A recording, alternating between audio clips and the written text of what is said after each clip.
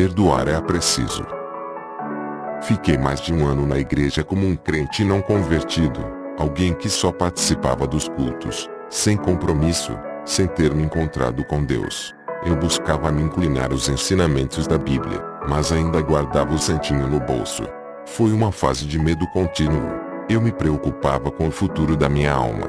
O pastor pregava a salvação, mas eu não me entregava, resistia dentro de mim. Ouvia mais a voz do meu coração do que a minha mente, a voz da minha razão.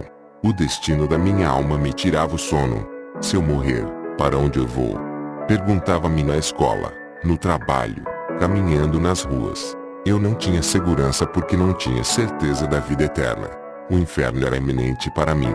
Durante os cultos, sempre que um pastor, qualquer um que fosse, convidava os presentes a renunciarem suas vidas no altar, lá estava eu. Quem deseja aceitar Jesus como seu único Salvador nesta noite?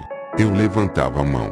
Nesta manhã de domingo, quem deseja aceitar o Senhor Jesus como seu Salvador? Lá estava eu novamente de mão levantada. Isso aconteceu tanto que não me recordo a quantidade exata. Em um ano, foram tantas vezes que perdi a conta. Foi assim que Esther me viu na igreja, no mezanino do salão onde eu costumava me sentar.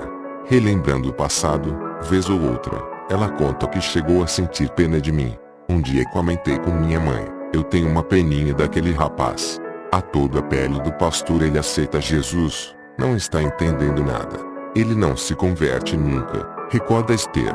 Eu já firme na fé cristã, dizia que eu era bastante insistente, orava muito, mas parecia perdido. Eu, de fato, estava perdido. Comecei a encarar de frente a minha vida errada. Primeiro era preciso sepultar o meu eu, o meu velho homem. Eu tinha que vencer a mim mesmo. Eu tinha de perdoar. Sempre tive um gênio ruim. Perdão não fazia parte do meu caráter. Fiquei 2 anos sem falar com minha irmã Eris. Era extremamente temperamental e brigava sério por qualquer bobagem. Prova disso é que nem me lembro ao certo o motivo pelo qual eu fiquei com rancor dela. Mesmo frequentando a igreja, eu nutria mágoa da minha própria irmã. Eu procurava ser simpático e sincero, tanto que fazia amizades com facilidade, mas, se alguém fizesse algo contra mim, eu me enfurecia e desprezava essa pessoa a ponto de nunca mais querer saber dela. Eu não perdoava, e ponto. A verdade é que eu era mesmo endemoniado, perturbado e, por isso, genioso. Hoje posso dizer isso abertamente, porque descobri o que havia dentro de mim. O perdão é um dos atos básicos da fé cristã. É tão importante que Jesus disse que não devemos perdoar apenas 7 vezes, mas 70 vezes 7. O perdão tem que ser infinito. Quanto mais se dá, mais se recebe. Não há limites para perdoar. Eu acreditava que o tempo era capaz de apagar meus ressentimentos. Mas não. O pastor pregava que era preciso perdoar os homens para Deus me perdoar. Porque, se perdoardes aos homens as suas ofensas, também vosso Pai Celeste vos perdoará. Se, porém, não perdoardes aos homens, tampouco vosso Pai vos perdoará as vossas ofensas. Mateus 6,14, 15. Era preciso praticar aquela dura lição para definir meu futuro. Como disse o apóstolo João, quem é de Deus ouve as palavras de Deus. Ao inverso, quem rejeita as palavras de Deus, não é de Deus. Não existia outro caminho para encontrar Deus. Eu necessitava perdoar. A falta de perdão neutralizava minhas orações. A mágoa fez os céus literalmente se fecharem para as inúmeras súplicas que eu fazia diariamente. Eu voltava para a igreja e repetia a oração do Pai Nosso juntamente com todos os membros. Minha voz saía robusta. Perdoai as nossas dívidas, assim como nós temos perdoado aos nossos devedores. Pronunciava em coro com a igreja, materializando aquele velho jargão popular: faça o que eu falo, não faça o que eu faço. O perdão é um dos principais obstáculos para quem decide se converter ao Senhor Jesus. É difícil perdoar. Nestas décadas servindo a Deus no altar, tenho visto muita gente chegar à igreja e morrer com ódio no coração. Mágoas contra o pai, o filho, o marido, a esposa, um amigo.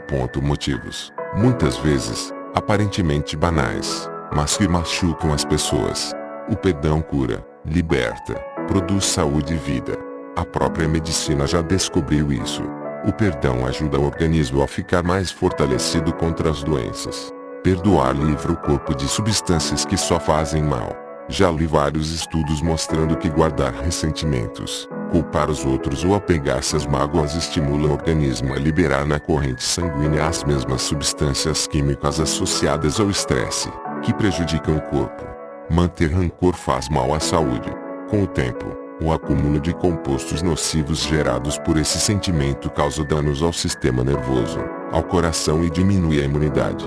O exercício do perdão desencadeia as reações desejadas para a manutenção da saúde, do bem-estar e para o controle das doenças. Mas como perdoar? Do ponto de vista do coração, é humanamente impossível. Como obrigar o coração a deixar de sentir algo que está sentindo? Ele não esquece, é sentimento. Nenhum ser humano tem capacidade de controlar o que sente o coração. O segredo está em perdoar na mente, no intelecto, no entendimento em que temos 100% de domínio. Eu penso, Jesus me disse para perdoar porque sem perdão eu nunca vou chegar até Ele. Eu quero Jesus na minha vida, eu quero perdoar. Então, eu tomo uma atitude objetiva. Nos meus atendimentos na igreja, tenho aconselhado muita gente a agir dessa maneira unicamente por inspiração do Espírito Santo. Sugiro uma oração simples e direta para quem não consegue se livrar da mágoa. Aponte uma lição prática conduzindo: eu perdoo aquela pessoa, em nome de Jesus. Quero que o Senhor a abençoe agora. Ainda que o coração sinta algo completamente diferente, o fato de a pessoa magoada pedir em favor de quem a magoou pode mudar tudo. Mesmo que seja uma raiva tão grande que impeça a pessoa simplesmente de citar o nome de quem a ressentiu. Deus vê o esforço, a intenção em conceder o perdão e, em questão de tempo, remove o corrupto coração magoado. Sem perdão, não há salvação. E sem perdoar, eu continuava procurando Deus dentro da igreja. O medo do inferno não me largava.